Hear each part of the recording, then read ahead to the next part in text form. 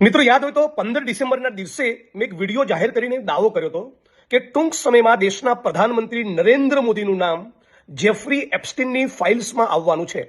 Jeffrey Epstein એ માણસ છે જે દેશ અને દુનિયાના મોટા મોટા પૂંજીપતિઓ, ઉદ્યોગપતિઓ, સ્પોર્ટ્સમેન, સેલિબ્રિટીઝ અને જે પણ સાધન સંપન્ન માણસ છે એમને 18 વર્ષથી નાની દીકરીઓ પ્રોવાઈડ કરતો હતો।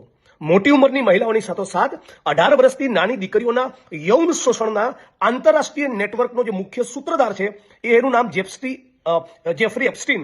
આ માણસે જે ઈમેલ્સ કમ્યુનિકેશન્સ કર્યા હતા એમાં 30 લાખ પાના, 1,80,000 જેટલા ફોટા અને લગભગ 2,000 જેટલા વિડીયો છે। આમાંના એક ઈમેલમાં નરેન્દ્ર મોદીનું નામ એવા ઉલ્લેખ સાથે જોવા મળ્યું કે અમેરિકાના કહેવાથી અમેરિકાના ફાયદા માટે નરેન્દ્ર મોદી ઇઝરાયલ જાય છે અને ત્યાં ઇઝરાયલમાં જઈને નાચગાન કરે છે। અમેરિકાના પ્રેસિડેન્ટના ફાયદા માટે ઇઝરાયલ જઈને નરેન્દ્ર મોદીએ નાચવા ગાવાની શું જરૂર પડી?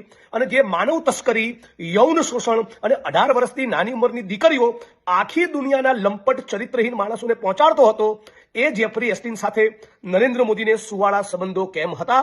એની બાબતની સ્પષ્ટતા આ દેશના પ્રધાનમંત્રી નરેન્દ્ર મોદીએ પોતે કરવી જોઈએ।